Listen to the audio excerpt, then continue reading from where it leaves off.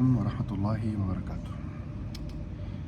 Que la paz y las bendiciones de Allah sean con todos ustedes. Bienvenidos a esta novena clase de nuestra materia Sirat al-Nabawiyya, o la biografía del profeta Muhammad sallallahu alaihi wasallam. En esta clase vamos a hablar sobre las características del periodo del profeta sallallahu alaihi wasallam en Medina, y vamos a tratar de analizar cuáles fueron las primeras acciones que tuvo que tomar el profeta sallallahu alaihi wasallam cuando llegó a esa ciudad. Cuando hablamos de la vida del profeta sallallahu alaihi wasallam en Medina, y en clases anteriores llegamos a hablar sobre la hijra, la emigración del profeta sallallahu alaihi wasallam de la Meca a Medina, cuando el profeta llega a Medina y hasta el final de su vida, esta etapa en Medina puede dividirse en tres subetapas. La primera de esas subetapas es la construcción del profeta sallallahu alaihi wasallam de una nueva sociedad en Medina, pero que también está caracterizada por tener muchos conflictos con el exterior. Es decir, así como la etapa de la Meca habían sufrido persecución y ataques desde dentro de la misma ciudad, ahora en Medina empiezan a sufrir ataques desde el exterior.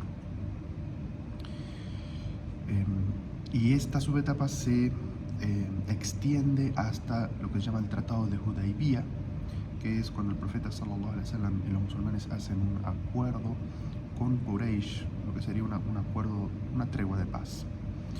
La segunda etapa va desde este momento del pacto de Hudaybiyah hasta la finalización de la reconquista o la liberación de la Meca a manos del profeta sallallahu alaihi wasallam y los musulmanes. Y parte de esta etapa es todas las comunicaciones que el profeta sallallahu alaihi wasallam tiene con las tribus exteriores y los reyes de los imperios que rodeaban Arabia.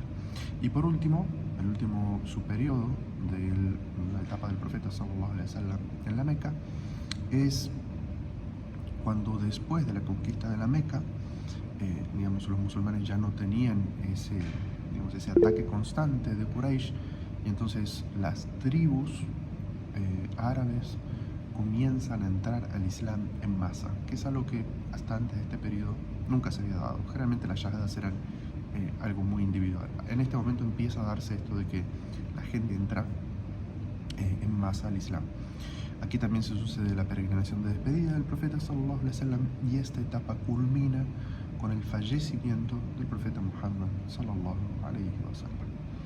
Entonces, en esta clase de hoy vamos a tratar la primera de estas subetapas, ¿sí? Es decir, que se encuentra el profeta sallallahu alaihi wasallam cuando llega a Medina y cómo empieza a construir una nueva sociedad. Cuando el profeta sallallahu alaihi wasallam llega a Medina, intenta construir una nueva sociedad. Y el profeta sallallahu alaihi wasallam enseña que es responsabilidad de todas las personas de la sociedad, sean musulmanes o no, construir esta nueva sociedad. Entonces, el profeta sallallahu alaihi wasallam, cuando llega a Medina, se encuentra que hay tres grupos de personas con los cuales el profeta sallallahu alaihi wasallam tiene que empezar a tratar para construir esta nueva sociedad. El primer grupo son sus compañeros, los musulmanes. El segundo grupo son las tribus paganas de Medina, es decir, todos esos clanes de Medina que todavía no habían abrazado el Islam, tienen un gran número también. Y por último, el profeta sallallahu alaihi wasallam se encuentra con las tribus judías. Entonces, el profeta sallallahu alaihi wasallam tiene que, él no llega a Medina solamente para construir una comunidad gueto con los musulmanes, sino que el profeta sallallahu alaihi wasallam quiere construir una sociedad completa, musulmanes y no musulmanes. Y entonces va a tener unos desafíos muy grandes. Ahora, este primer grupo que el profeta sallallahu alaihi wasallam se encuentra, que son los musulmanes,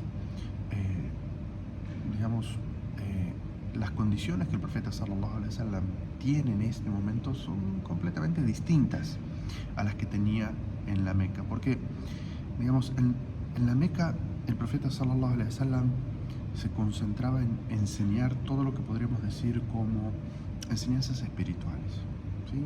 El desarrollo del imán del musulmán, cuáles son las creencias del musulmán y cómo crecer espiritualmente. Eso era todo lo que podían hacer en la Meca, teniendo en cuenta la persecución externa y los condicionamientos que le ponía Quraysh al creciente grupo de musulmanes. Entonces, cuando el profeta sallallahu alaihi wasallam llega a Medina, las cosas son distintas. Aquí había que construir una sociedad. Entonces, vamos a ver, para los que estudian estudios del Corán, hay una clara diferenciación entre el Corán que descendía en la Meca y el Corán que comienza a descender en Medina. Y en el Hadith, en la ciencia del Hadith, también podemos ver eso. Es decir, todo lo que era la época de Meca tenía todo que ver con el imán y con el desarrollo de la fe, con las creencias, con las historias de los profetas anteriores, para enseñarle al profeta y a los creyentes a tener paciencia ante las adversidades. Pero cuando el profeta sallallahu alaihi wasallam llega a Medina, tiene que construir una sociedad. Y entonces, tanto los versículos del Sagrado Corán como los hadices del profeta sallallahu alaihi wasallam empiezan a tomar, obviamente conservan este rumbo de las creencias, pero empiezan a sumar otros temas completamente nuevos, como por ejemplo la construcción de la sociedad, el casamiento, el divorcio, la herencia, versículos que hablan sobre construcción de paz, versículos que hablan sobre momentos de guerra, que es lo que es éticamente permisible, al uno ser atacado, y qué es lo que no es éticamente permisible. Todo lo que tiene que ver con los actos de adoración que empiezan a ser revelados en Medina, como el zakat, como Ramadán, como el Hajj. Ya está, digamos, hasta que el profeta sallallahu alaihi wasallam llega a Medina, esos actos de adoración no estaban establecidos. El salá en la mezquita, el salá en comunidad, que era lo que los musulmanes tampoco podían hacer cuando estaban en la Meca. Todo lo que tiene que ver con el halal y el haram, lo que tiene que ver con la ética y otros temas, digamos, todo esto empieza a ser revelado en Medina. Entonces, el profeta sallallahu alaihi wasallam empieza a construir una nueva sociedad, y el primer grupo de personas que se encuentra es estos, es decir, son musulmanes. Entonces, la revelación, tanto del Corán como la inspiración, que es la Sunna, empiezan a orientarse hacia esos puntos que el musulmán, digamos, en forma de comunidad tiene que desarrollar, y también en forma individual para poder ser podemos decir, un ladrillo sano para la construcción de esa sociedad. Allah Azza wa Jalla dice en un versículo del Sagrado Corán: Él es quien ha hecho surgir para los iletrados un mensajero que es uno de ellos, que les recita sus signos, los purifica y les enseña el libro y la sabiduría. Cuanto antes ellos estaban en un claro extravío. Es decir, Allah Azza wa Jalla dice que envía al profeta sallallahu alaihi wasallam para enseñar, para purificar a un pueblo que antes no tenía estas enseñanzas, y que este es como un regalo de Allah Azza wa Jalla para ellos, para que lo valoren. Entonces, dentro de este grupo de los musulmanes, digamos, este grupo podía dividirse en dos, los cuales vamos a estudiar un poquito más en detalle, pero digamos, a grandes rasgos, estos eran los muhajirin, es decir, los emigrados, los musulmanes que venían emigrando de la Meca, y por el otro lado estaban el ansar, que son los socorredores, se les suele traducir, pero es la gente autóctona de Medina. Entonces, el profeta sallallahu alaihi wasallam también tenía que ver cómo armonizaba estos dos grupos que venían como en diferencia como con distinta realidad social. Unos eran locales, tenían sus casas, tenían sus plantaciones o tenían sus animales, y los otros eran emigrados que habían tenido que dejar absolutamente todo para llegar y no traían nada. Entonces es un desafío bastante grande para el profeta sallallahu alaihi wasallam armonizar este primer grupo. El segundo grupo de lo que el profeta sallallahu alaihi wasallam se encuentra en Medina son los paganos, o sea, los árabes que no se habían islamizado. Y, digamos, algunos de estos eran, digamos, abiertos al Islam y otros, digamos, no eran simpatizantes ni del Islam ni del profeta Muhammad sallallahu alaihi wasallam. Entonces, digamos, una de las principales cosas que empiezan a suceder es que los que eran líderes de las tribus y personas de ellos que tenían como ambición de liderazgo, de llegar a ser como no sé si el rey, pero digamos como el presidente de Medina, cuando llega el profeta sallallahu alaihi wasallam ven como truncados esas ambiciones de liderazgo. Y entonces ellos empiezan a ver que el profeta sallallahu alaihi wasallam y su comunidad empieza a crecer y empieza a tener como cada vez más liderazgo, cada vez más influencia, cada vez más poder. Entonces, digamos, algunos de ellos se hacen musulmanes exteriormente, lo que se conoce como el munafiqín o los hipócritas, porque ven que desde afuera su influencia es cada vez menor. Entonces el profeta sallallahu alaihi wasallam se encuentra con algunos que, digamos, rechazan respetuosamente el Islam y otros que, digamos, para seguir teniendo esa influencia en la comunidad, se hacen musulmanes, pero están siempre sembrando cizaña, siempre tratando de ver cómo crear problemas dentro de la comunidad. Uno de ellos, el principal, se llama Abdullah ibn Ubay, que después, más adelante, es conocido como el cabecilla de los hipócritas, que intenta en todo momento socavar el liderazgo del profeta sallallahu alaihi wasallam y tratar de que los musulmanes caigan, pierdan en las batallas y que de esa manera el profeta sallallahu alaihi wasallam sea asesinado o echado de Medina y él vuelva a tener ese rol así de líder dentro de Medina. El tercer grupo con el cual se encuentra el profeta sallallahu alaihi wasallam son los judíos, las tribus judías. Y uno podría preguntarse, bueno, pero ¿por qué había judíos en Medina? Y los judíos no eran árabes. Y hay dos respuestas a esto. La primera es que ellos por sus escrituras sabían que un profeta iba a ser enviado en esa zona.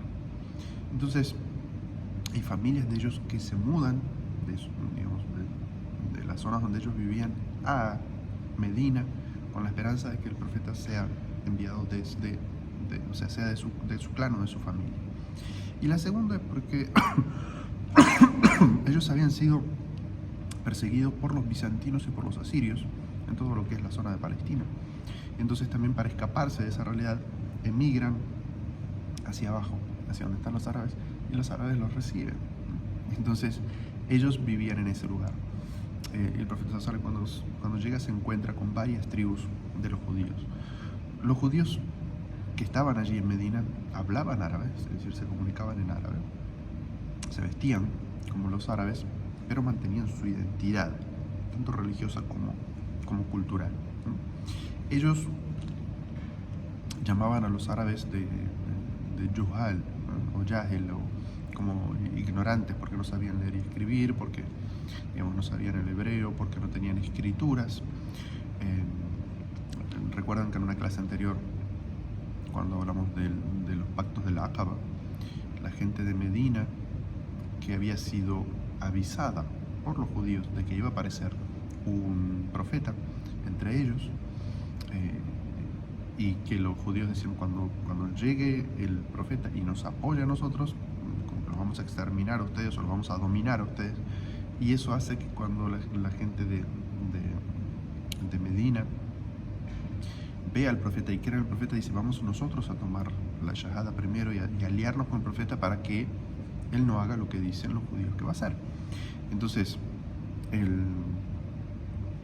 digamos, los judíos tenían esa intención de dominar a los árabes. Y digamos, en la sociedad de Medina, como sucede en muchos casos, ellos eran los que dominaban ciertos mercados, eran los que prestaban dinero con interés, y entonces tenían una voz muy fuerte en esa sociedad, porque todos los otros, digamos, les debían a ellos.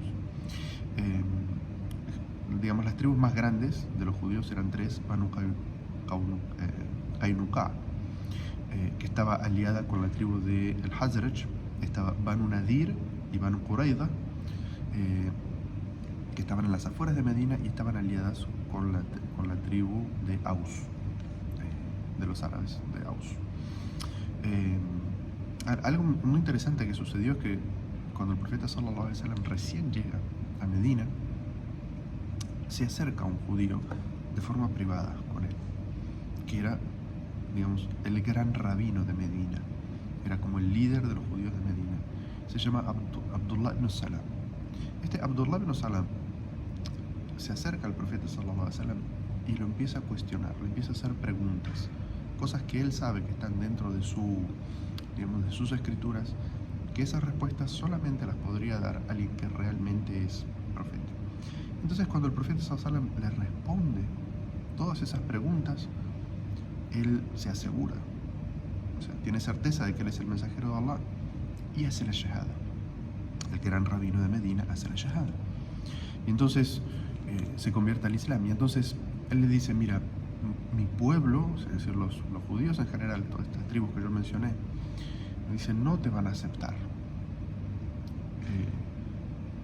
Si les preguntas o si ellos se enteran de que yo me he hecho musulmán, me van a desacreditar. Entonces el profeta sallallahu alaihi wasallam lo cita a las tres tribus y les dice: ¿qué piensan ustedes o qué dicen de Abdullah ibn Salam? Y ellos empiezan a decir: no, bueno, él es nuestro gran rabino, él es la persona más sabia entre nosotros, la persona más honorable entre nosotros, pensando que ese iba a ser como el intermediador de los judíos con el profeta sallallahu alaihi wasallam. Es decir, lo elogian largamente. Y entonces el profeta sallallahu alaihi wasallam dice: bueno, pues él se ha hecho musulmán. Y ellos dicen: no, mentira, imposible. Entonces Abdullah ibn Salam sale, estaba como escondido detrás del profeta sallallahu alaihi wasallam, sale y les dice: pero testigo que no dio sino Allah, y testigo que Muhammad es el mensajero de Allah. Entonces esas mismas personas que segundos antes lo elogiaban, empezaron a describirlos con todas las cualidades descalificativas que se pueden imaginar. Diciendo: esta persona no sabe nada, no es nadie entre nosotros, no tiene conocimiento, no tiene liderazgo entre nosotros y demás. Y él les dijo: pueblo mío, es decir, judíos, crean, tengan temor de Allah y sigan a este mensajero. Y ellos, lo desmintieron. Pero, él le pudo mostrar al profeta sallallahu alaihi wasallam quién era él antes de hacer la shahada. Entonces estos fueron de alguna manera los tres grupos con los cuales el profeta sallallahu alaihi wasallam se encontró al llegar a Medina. Los musulmanes, que estaban compuestos por los muhajirin y los ansar; los no musulmanes, que algunos eran amigables y otros se convierten hipócritamente al Islam; y por último los judíos, que algunos de ellos se convierten al Islam y la enorme mayoría, se queda viendo cómo va a desarrollarse esa relación con el profeta sallallahu alaihi wasallam, pero sabiendo de que mucho del liderazgo que ellos esperaban tener si el profeta era de ellos, ahora ya no iba a estar de su lado. Entonces el profeta sallallahu alaihi wasallam llega a Medina y lo primero que hace el profeta sallallahu alaihi wasallam cuando llega a Medina es empezar por la construcción de la mezquita. Ellos en la Meca no podían rezar en comunidad. Ahora, cuando llegan a Medina, lo más importante que trata de establecer el profeta sallallahu alaihi wasallam es el salah en la mezquita. Y la mezquita trascendía el tema del salah. La mezquita era el lugar donde se hacía el salah, donde se discutían los asuntos importantes, el lugar donde se celebraban los matrimonios, los divorcios, donde se hacía la oración del fúnebre, La mezquita era el lugar donde se hacían las asambleas. La mezquita era el lugar donde se recibían a los inmigrantes pobres que no traían nada, y allí era donde se quedaban a dormir, y allí era donde la gente enviaba comida para que ellos tuvieran algo para comer. Entonces, lo primero que el profeta sallallahu alaihi wasallam construye al llegar a Medina es la mezquita. Después de que se termina la construcción de la mezquita, se construye la habitación, digamos, continua a la mezquita, pegada a la mezquita, donde el profeta sallallahu alaihi wasallam iba a vivir. Pero lo primero que se construye, recuerdan que el profeta cuando llega a Medina pregunta cuál es su familiar más cercano, que es Abu Ayyub, y en la casa de Abu Ayyub se queda un tiempo hasta que se termina esa habitación. La casa del profeta sallallahu alaihi wasallam era solamente una habitación. Esta mezquita que construye el profeta sallallahu alaihi wasallam era cuadrada. Cada una de los lados tenía aproximadamente entre 80 y 90 metros. Tenía unas columnas de tronco de palmera. Tenía el techo, también era de hojas de palmera. El piso era simplemente de tierra aplastada. Y la qibla, hasta este momento, la qibla no era hacia la Meca, sino que era hacia Jerusalén, es decir, prácticamente 180 grados, es decir, exactamente hacia el otro lado que la qibla, como es ahora. Después de esto, el profeta sallallahu alaihi wasallam, digamos, con este primer grupo de los musulmanes, lo que hace es realizar algo que nunca había tenido lugar en la historia, que es hermanar entre los muhajirin y los ansar, los emigrantes de la Meca y la población original. Porque claro, como dijimos, estaban en diferentes posiciones sociales. Uno eran del lugar, conocían todo, tenían su casa, tenían sus huertas, tenían sus animales, y los otros llegaban con absolutamente nada. Entonces el profeta sallallahu alaihi wasallam hace algo que es hermanar un ansar, es decir, alguien de Medina, con alguien de la Meca. Y entonces fueron aproximadamente 90 personas las cuales fueron hermanadas. Y hay historias narradas de generosidad por parte de los ansar, de ayudar a sus hermanos muhajirin. De hecho, al principio de esto regía entre ellos el derecho a la herencia, pero más tarde, digamos, cuando ya se establecieron los muhajirin en Medina, se dejó la herencia únicamente para lazos cosanguíneos. Pero en un principio, estas personas que estaban hermanadas por el profeta, si uno de ellos moría, el otro lo heredaba. Una de las situaciones que se sucedió es que el profeta sallallahu alaihi wasallam había hermanado entre Sa'd ibn Rabi'a y Abdurrahman ibn Auf. Y Sa'd, en un acto de generosidad, le dijo: yo tengo ciertas posesiones, toma la mitad de ellas. Tengo 2 esposas, dime, digamos, ¿con cuál querrías casarte? Yo me divorcio de ella para que, si ella quiere, se case contigo. Y Abdurrahman se sorprende y le dice: no, que Allah te bendiga tus bienes y tu familia, o sea, quédate con ellos, simplemente ayúdame orientándome hacia dónde está el suq, ¿cierto? Como la zona de comercio. Él era un hábil, un hábil comerciante. Y digamos, al poco tiempo, Abdurrahman ibn Auf pudo hacer dinero suficiente para casarse, y el profeta sallallahu alaihi wasallam hizo dua por él, por sus, digamos, le bendijo sus bienes, sus transacciones. Y Abdurrahman llegó un momento en el que decía, el dua del profeta sallallahu alaihi wasallam era tan fuerte sobre mí que yo tenía miedo de que si levantaba una piedra abajo hubiera oro, de, digamos, tanta riqueza que él pudo hacer.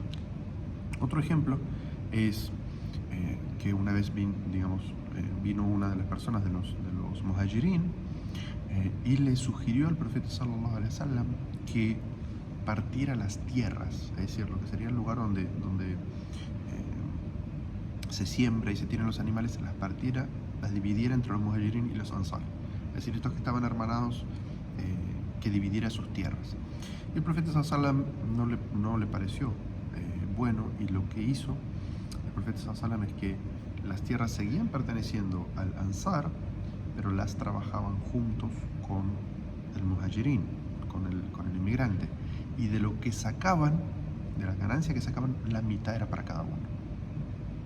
Entonces, uno aportaba su tierra, el otro aportaba su trabajo y las ganancias iban en mitad y mitad. De esa manera, digamos, se solucionó este problema. Y bueno, estos son solamente dos ejemplos de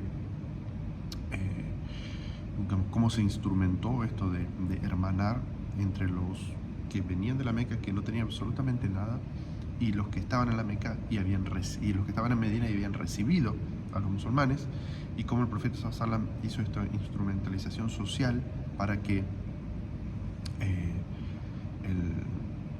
digamos, esta sociedad pudiera empezar a progresar. Y aquí estamos solamente con el primer grupo, ¿no es cierto?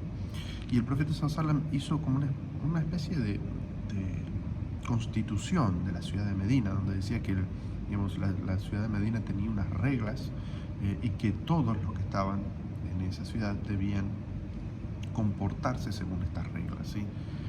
Entre ellas, bueno, de que todos eran una única umma, ¿sí? Toda la sociedad, musulmanes, no musulmanes y judíos, todos eran una sola umma, que si alguien estaba en extrema pobreza, digamos, la comunidad tenía que ayudarlo, que si había un crimen debía ser resarcido, que si había un asesinato, entonces la pena que cabía era una pena, digamos, ya desaparecía esa forma de venganza tribal en cual la familia de la víctima perseguía al asesino y a toda su tribu y, digamos, se comenzaba una guerra, sino que si alguien asesina, esa persona, si se le comprueba, le cabe pena de muerte, a menos que la familia de la víctima lo perdone. Entonces, estas eran solamente algunas de las reglas, y, digamos, lo que quedaba al final de este acuerdo era que cualquier disputa que hubiera debía ser remitida al libro de Allah y al profeta Muhammad sallallahu alaihi wasallam. Es decir, se establecía como una suerte de juzgado, ¿sí? Digamos, esa era la forma que se establecía, es decir, ya no eran las leyes tribales, ya no era lo que a uno, al más poderoso, le parecía, sino que todo debía ser dirimido según el Corán y digamos, el juicio del profeta Muhammad sallallahu alaihi wasallam. Ahora, el profeta sallallahu alaihi wasallam sabía que para construir esta sociedad hacía falta que los ladrillos fueran ladrillos sanos. Entonces, esta primera época de Medina es muy rica en hadices que hablan sobre las virtudes del desarrollo personal y cómo una persona, digamos, se convierte en buen musulmán al ayudar al prójimo, ¿sí? Por ejemplo, alimenta y saluda a quien conoces y a quien no conoces. El profeta sallallahu alaihi wasallam decía: saluden a la gente con el saludo de la paz, alimenten al necesitado, mantengan unidos los lazos de parentesco, oren por la noche cuando la gente duerme, entrarán al paraíso en paz. Otro hadith del profeta sallallahu alaihi wasallam de esta época dice: no entrará al paraíso aquella persona su vecino no está a salvo de su perjuicio. El famoso hadith: ninguno de ustedes ha de creer hasta que no quiera para su hermano lo que quiere para sí mismo. El hadith que dice: los creyentes en su cuidado y amor recíproco son como un cuerpo, que cuando sufre una parte, todo el resto del cuerpo siente la fiebre y el malestar, ¿sí? El hadith que dice: el musulmán es hermano del musulmán, no lo oprime, no lo decepciona. Aquel que ayuda al creyente en esta vida, Allah lo ayudará en el más allá. O sea, aquel musulmán que tapa el error de un creyente, Allah tapará su error el día del juicio final, ¿sí? El hadith que dice: no es creyente aquella persona que se va a dormir saciado mientras su vecino está pasando hambre. Es decir, todos estos hadices del profeta sallallahu alaihi wasallam trataban de hacer que las personas se desarrollen en su fe, en su imán, como personas solidarias, para que, digamos, desde este desarrollo personal puedan desarrollar, entonces, digamos, tengan los elementos con los cuales desarrollar esa hermosa sociedad que quería construir el profeta sallallahu alaihi wasallam. Y finalmente el profeta sallallahu alaihi wasallam hace también un acuerdo con los judíos. Es decir, digamos, había hecho una constitución general, pero el profeta sallallahu alaihi wasallam sabe que ellos son, digamos, una mini república independiente, y entonces se sienta con ellos y hace un acuerdo, un tratado en el cual le da a las comunidades judías unos derechos de libertad de culto y libertad digamos, de independencia política y económica que no tienen las minorías religiosas en cualquier país ni de Occidente ni de Oriente. Es decir, en la cual establece que judíos y musulmanes son una sola umma, una sola comunidad. Si alguno de los dos es atacado, el otro le debe lealtad y defenderlo. Que ninguno de los individuos de esta comunidad puede agredir a los individuos de la otra comunidad, y que Medina va a ser un espacio sagrado para los dos, ¿sí? Y que, digamos, los dos grupos, tanto los musulmanes como los judíos, digamos, si hay algún crimen que suceda entre ellos, debe ir a corte y no se debe buscar tampoco venganza inmediata. Entonces, digamos, esto, lo que el profeta sallallahu alaihi wasallam trata de hacer es de darles independencia para que, digamos, ellos estén tranquilos, diciendo que el profeta no se va a meter con sus asuntos religiosos, ni con, o sea, él va a ser el líder de la ciudad, pero él no se va a inmiscuir en los asuntos de ellos. Él, digamos, no les va a cambiar su religión, no les va a imponer la religión, sino que les da plena autonomía con respecto a su cultura, a su religión, y que si ellos, por el hecho de ser judíos, son atacados, el profeta sallallahu alaihi wasallam va a honrar ese pacto y los va a defender.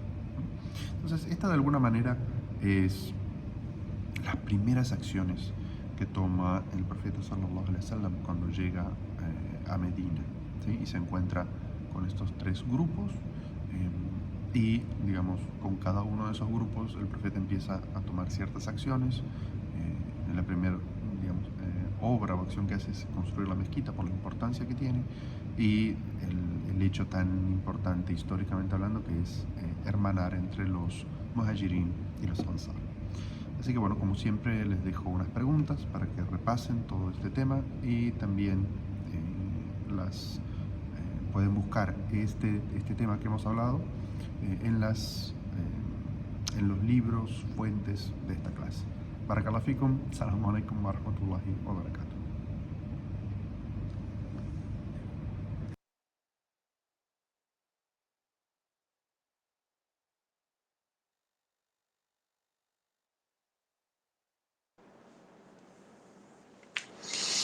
Assalamu alaikum wa rahmatullah. Walaikum salam. Walaikum salam warahmatullahi wabarakatuh.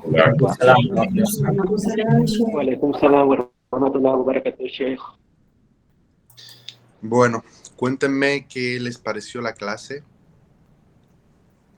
qué fue lo que más les llamó la atención, antes de que pasemos a las preguntas.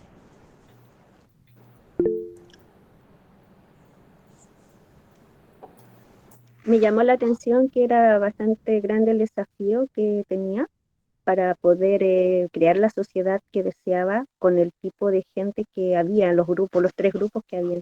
Alhamdulillah estaba capacitado y preparado para ello. Alhamdulillah. Asistido por la revelación, ¿no es cierto? Exacto. Eso es lo que lo hacía distinto. Político, social, económico, y todo tipo requiere una responsabilidad. ¿Puede repetir, hermana? No lo escuché.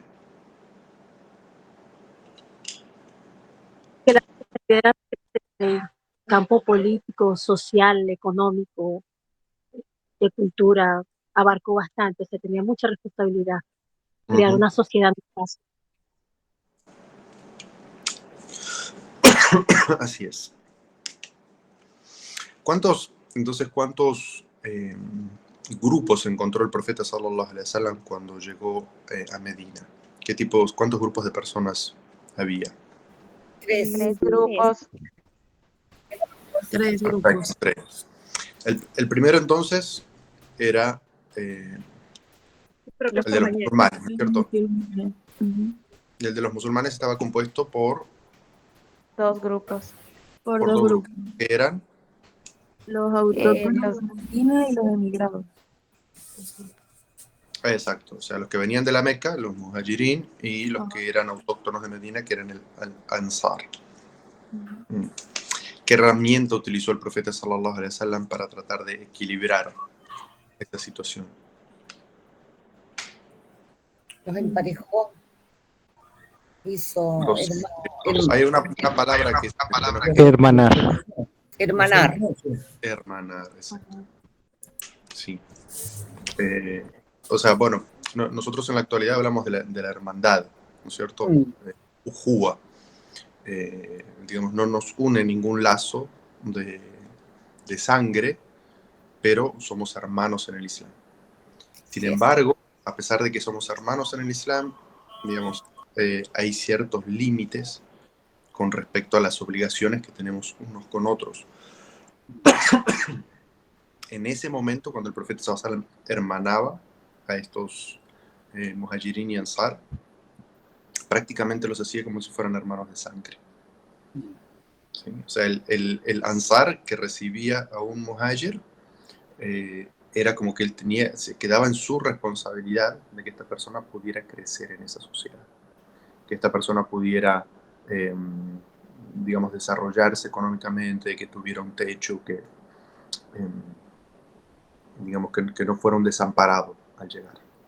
Y de las cosas así que marcan cómo fue este derecho, que como dije después se abolió, es el tema de la herencia. La herencia es solamente por derecho consanguíneo, pero en ese momento, durante esos años, si uno de ellos moría, el otro heredaba parte también. O sea, fue algo como muy, muy, muy fuerte. Y hay, como los ejemplos que mencioné, o sea, hay ejemplos, digamos, que lo llevaron a un punto, digamos, este sahabi que quería complacer al profeta, no quería como hacer la máxima expresión y llegó a decir este tipo de frases, ¿no? Como diciendo, bueno, yo tengo tantos bienes, la mitad son tuyos, y tengo dos familias, elige una y quédate con ella. Y, digamos, obviamente eso no es aceptable. Y por eso el otro sahabi le dijo, bueno, que Allah te bendiga tus bienes y bendiga tu familia. O sea, eso, yo no voy a tocar eso, pero ayúdame a llegar al mercado. Es decir, como, dame una mano para empezar, ¿no es cierto?, mi actividad económica. Y con eso es suficiente. Y la otra, la de las perdón, la de las tierras, también es, digamos, incluso es una herramienta que se utiliza mucho en la actualidad. Se llama sociedad de propietario y trabajador. Está en la legislación islámica. Es decir, puede ser una de las partes pone la propiedad, la tierra, el otro la labra, hace todo el trabajo, y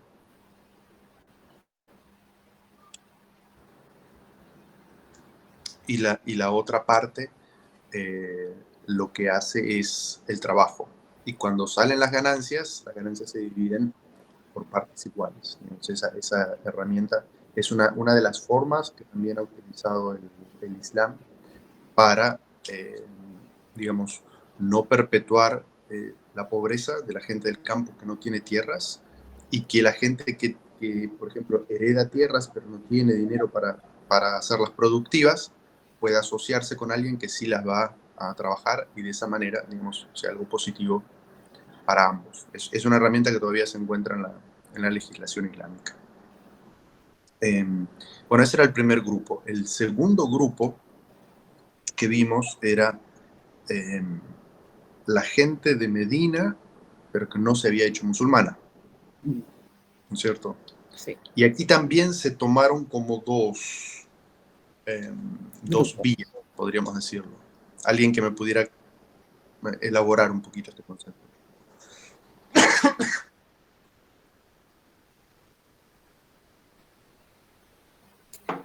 Adelante, Ivana. Se dividían en dos, unos que eran los que estaban abiertos, digamos, como que a recibir el mensaje, quizás, y otros que eran totalmente cerrados, totalmente cuadrados en que no, absolutamente nada. Ujú. Mm, ¿No? algo, es distinto. Ok. Diana Carolina, adelante. Bueno, eran como dos grupos. Uno era como los que estaban completamente como no creyentes y en desacuerdo, y otros eran como que aceptaron, pero desde la hipocresía por el convenio social. Entonces, pues como veían que había aceptación del Islam, ellos dijeron, bueno, nos vamos a convertir, pero al mismo tiempo hacían todo lo posible como para desacreditar al profeta sallallahu alaihi wasallam. Entonces era como hipócritas, y fueron conocidos como los grandes hipócritas. Así es, así es. O sea, porque, digamos, el Islam no impone la fe. Es decir, una persona puede seguir siendo no musulmana y conviviendo con los musulmanes. De hecho, lo hubo todo el tiempo. O sea, árabes que decidieron no versar el Islam. Pero eso de alguna manera, claro, como digamos, la asamblea de la ciudad y las decisiones que se tomaban tenían que ver con el carácter islámico, ellos perdían de alguna manera liderazgo, ¿no es cierto? Importancia en las decisiones de la ciudad. Entonces, por eso es que algunos de ellos decidieron, digamos, como hacerse musulmanes exteriormente y, digamos, confabular contra los musulmanes desde adentro, porque veían que desde afuera no podían hacer nada. Entonces, este es un grupo, el grupo de los hipócritas. De hecho, hay una sura del Sagrado Corán que se llama Los Hipócritas, que habla sobre las características de ellos como personas. Esto es un grupo de personas que nace en Medina. Todos los 13 años de la época de la Meca no había hipócritas porque no hacía falta, ¿verdad? Es decir, los que no querían ser musulmanes y querían dañar el Islam, lo hacían abiertamente desde afuera. O sea, eso era Quraysh. Pero ahora que los musulmanes estaban en el poder, entonces es que aparece este grupo. Entonces, eso es muy importante que siempre lo tengan en cuenta cuando estén leyendo el Corán o cuando estén leyendo el Hadith del profeta, que sepan que si se menciona algo de los hipócritas, inmediatamente eso se está refiriendo a la época de Medina. ¿Y el tercer grupo? El de los judíos. Uh-huh. ¿Qué hace el profeta sallallahu alaihi wasallam con los judíos? Un acuerdo. Un acuerdo. No los pone en un gueto, ¿no? Y los extermina como hacen en Palestina. Así es. Hace un pacto con ellos en el cual ellos tienen completa libertad y completa autonomía, tanto en sus asuntos económicos como en sus asuntos religiosos. Y eso es, digamos, en ese pacto figura que los musulmanes, por ejemplo, no tienen derecho a inmiscuirse en sus veredictos religiosos o en sus ritos religiosos. O cuando se hace más tarde el acuerdo con los cristianos de Najran, se dice que los musulmanes no tienen nada que ver con el nombramiento de las autoridades religiosas dentro de esa comunidad. ¿Sí? Es decir, no es asunto de los musulmanes. Quienes ellos elijan como sus propias autoridades religiosas, los musulmanes no tienen, digamos, no se inmiscuyen en esos asuntos. De alguna manera, ese es el tema de la clase de hoy, porque dijimos que la época de Medina, como tal, se divide en 3 etapas. Nosotros hoy analizamos solamente la primera, ¿sí? Que es, bueno, cuando el profeta sallallahu alaihi wasallam llega a Medina, qué realidad social se encuentra y cuál es la primera acción que hace. ¿Sí? Pero, digamos, después están otras 2 etapas, que es desde el pacto de Hudaybiyah y la reconquista de la Meca, es una segunda etapa. Y la última es desde la reconquista de la Meca y hasta la muerte del profeta sallallahu alaihi wasallam. Son 3 etapas históricamente, digamos, muy diferentes una de la otra. Entonces, hoy solamente hablamos sobre la primera etapa. Y digamos, mencionamos como 2 elementos importantes en esta etapa. La primera es que la primera acción que realiza el profeta sallallahu alaihi wasallam es la construcción de la mezquita. Mezquita, sí. Y eso, digamos, de alguna manera nos muestra la importancia que tiene la mezquita y y ir a la mezquita y estar relacionado con la mezquita en la vida del musulmán. Pero dijimos que también, o sea, la mezquita no es solamente un lugar de culto. El profeta no usaba la mezquita solamente para rezar, sino que los pobres que no tenían dónde quedarse se quedaban ahí. Ahí se estudiaba, es decir, era el colegio. Ahí era donde se hacían las mayuras, ¿no es cierto? Las reuniones donde se tomaban las decisiones de la ciudad, también se hacían en la mezquita. Es decir, el papel de la mezquita es un papel amplio, ¿sí? Sirve, digamos, es muy general en la vida del musulmán. Y lo último que mencionamos en esta clase fue que, digamos, el profeta apunta a construir una sociedad. Y una sociedad, digamos, si la comparamos con una construcción, está hecha de ladrillos. Entonces, hay una imagen que los sabios dan, y es que en esa época comienzan a descender muchos versículos del Sagrado Corán y muchos, sobre todo hadices del profeta, hablando del desarrollo individual, ¿sí? De cómo ser un buen musulmán en la práctica. Porque de esa manera, este individuo iba a ser una persona sana, es decir, iba a ser un ladrillo sano sobre el cual se podía, digamos, construir esta sociedad con esas características que el profeta quería construir. Es decir, si él quería hermanar entre una persona que estaba completamente pobre y una persona que tenía capacidad económica, hoy, en la actualidad, nosotros tenemos barrios. Los pobres viven en un barrio y los ricos viven en otro barrio. Los ricos van a un colegio y los pobres van a otro colegio. El profeta sallallahu alaihi wasallam quería romper esas barreras. ¿Sí? El profeta sallallahu alaihi wasallam quería, o sea, digamos, ciertas diferencias sociales siempre existieron y van a existir, pero eso no implica que haya como una diferencia entre las personas.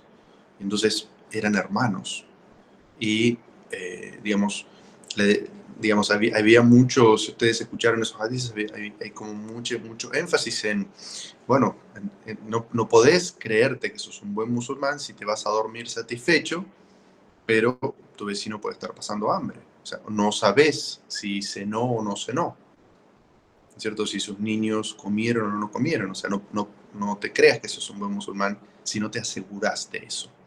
Entonces hay muchos hadices que tienen que ver con eso. En esos primeros años en Medina son muy ricos en hadices que hablan sobre, en la práctica, cómo ser un buen musulmán. Porque recuerden que el énfasis de la enseñanza en los 13 años de la Meca estaba puesta en la aqida, la creencia, ¿sí? La fe, las historias de los profetas, la creencia en el día del juicio final. Estos primeros años en Medina, el énfasis está puesto en vamos a ser musulmanes en la práctica. ¿Sí? Es decir, cómo construimos, esa es nuestra fe, pero cómo construimos una sociedad si decimos que somos personas que tenemos esta fe. Así que bueno, si tienen alguna pregunta, algo que quieran saber sobre esta clase, adelante. Assalamu alaikum, Sheikh. Alaikum salam. Acá en esta época se establece entonces lo que es el fiqh, la jurisprudencia, ¿verdad? Es donde toma fuerza el establecimiento de la jurisprudencia. Lo que pasa es que, digamos, la jurisprudencia como tal, así como nosotros la conocemos, el desarrollo que tiene es bastante posterior. Digamos, lo que sí sabemos es que los primeros años en la Meca, por ejemplo, no había ninguna de las obligaciones de los pilares del Islam. La peregrinación no estaba, el ayuno no estaba, el zakat no estaba. Los musulmanes solamente oraban, ¿no es cierto? Entonces, el fiqh era más resumido.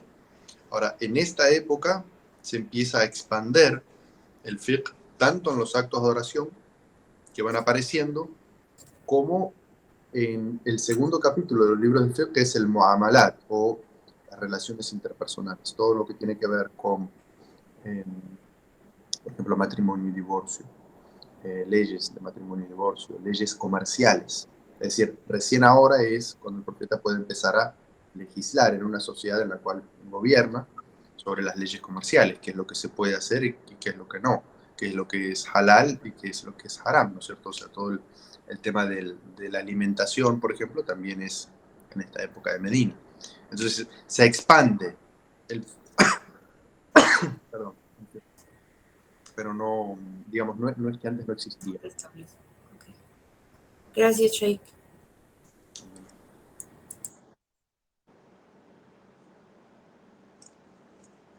¿Alguna otra pregunta?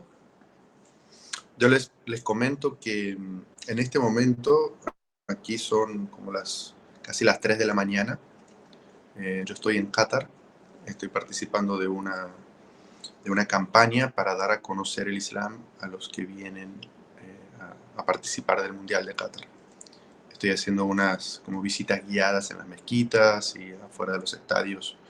También hay como unas carpas donde a los hombres se les pone un turbante, a las mujeres se les pone un velo, se les pone henna y se les habla sobre el Islam, es decir, generar conciencia sobre el Islam y los musulmanes. Así que por eso tengo la voz muy gastada y es muy, muy tarde aquí. Así que bueno, Alá lo bendiga, Sheikh. Amén. Así que bueno, si no tienen ninguna otra pregunta. No descanse, Che. Shukran jazilan. Assalamu alaikum, Sheikh. Barakallahu fik. De todas maneras, yo ya envié PDF y las preguntas. Bueno.